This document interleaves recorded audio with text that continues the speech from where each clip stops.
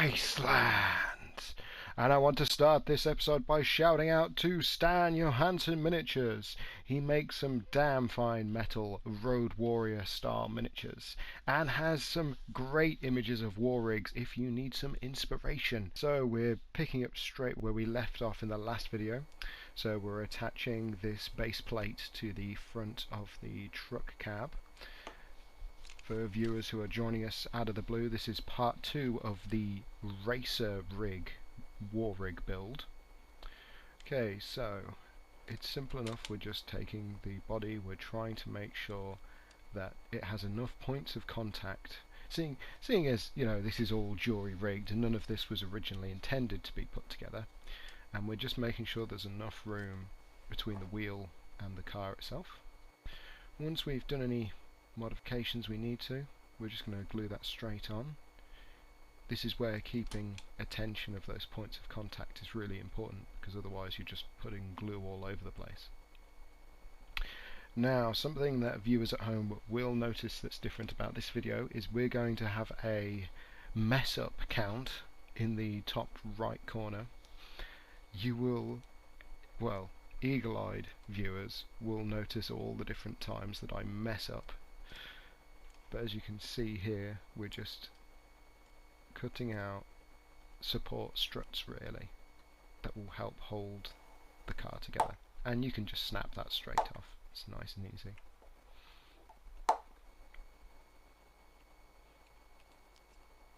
One of the things to keep in mind is, as you're putting on these plastic plates, is that it doesn't matter how ramshackled or improvised they look, more the better, if anything.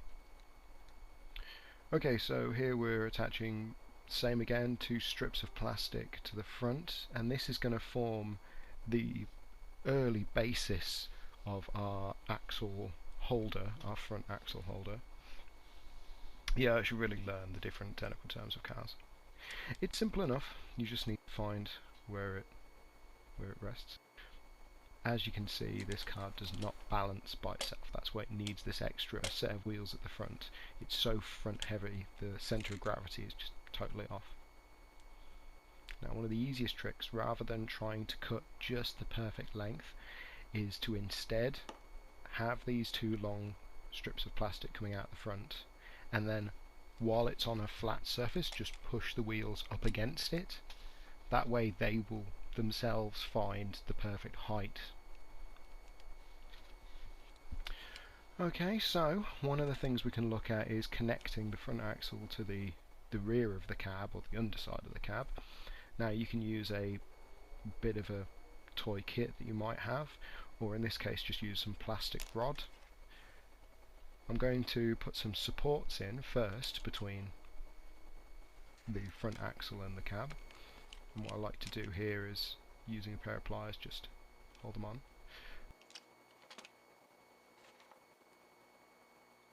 Like I said, let's count how many times I messed this up.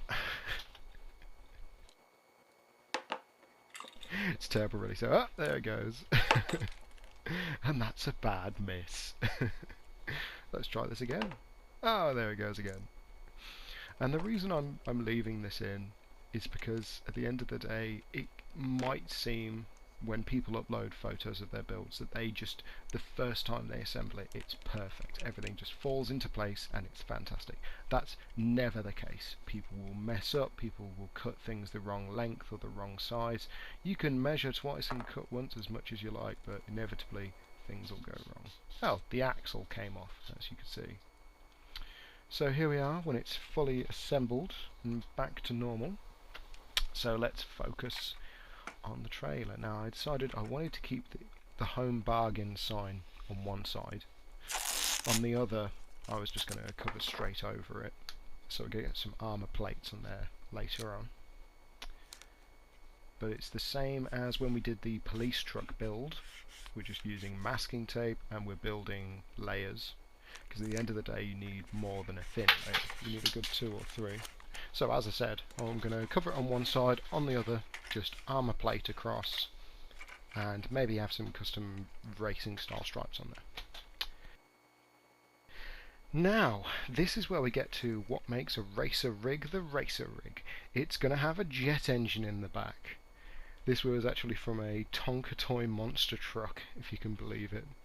Now you might be saying, oh, but jet engines on trucks aren't realistic. They exist in real life, goddammit. If they exist in real life, they can exist in the wasteland. Big rig jet drag racing is a thing. So it was simple enough, just cut off the base stud on the jet engine. Inside we've got these two support pillars, so we're going to need to make some changes to it so that it'll be able to fit. This is just simply cutting some notches at the back, which, although it looks perfect first time round, it's not, needs a bit more taken off there, which is simple enough. Just get the old craft knife on there.